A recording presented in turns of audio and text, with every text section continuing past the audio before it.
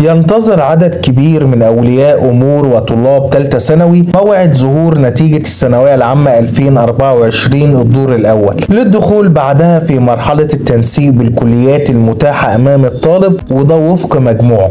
لذا تتزايد معدلات البحث عن أخبار نتيجة الثانوية العامة 2024 وسط حالة من الترقب والانتظار الشديد. يمكن الاستعلام عن نتيجة الثانوية العامة 2024 على موقع وزارة التربية والتعليم الفني من خلال بوابة مركز المعلومات التابعة لوزارة التربية والتعليم الفني. يمكن الاستعلام عن نتيجة الثانوية العامة 2024 باتباع عدد من الخطوات تأتي على النحو التالي: الدخول على موقع وزارة التربية والتعليم الفني، وبعدين اختيار الخدمات الإلكترونية، ثم اختيار نتيجة الثانوية العامة 2024 وكتابة رقم جلوس الطالب. الضغط على الاستعلام عن نتيجة الثانوية العامة 2024 لا تظهر للطالب خلال اعتمادها رسميا. يذكر أن وزارة التربية والتعليم الفني أعلنت مؤشرات نسب النجاح في امتحانات شهادة إتمام الثانوية العامة في الكيمياء والجغرافيا، ووضحت الوزارة أن نسب النجاح في امتحان الكيمياء ومادة الجغرافيا تجاوزت 92%.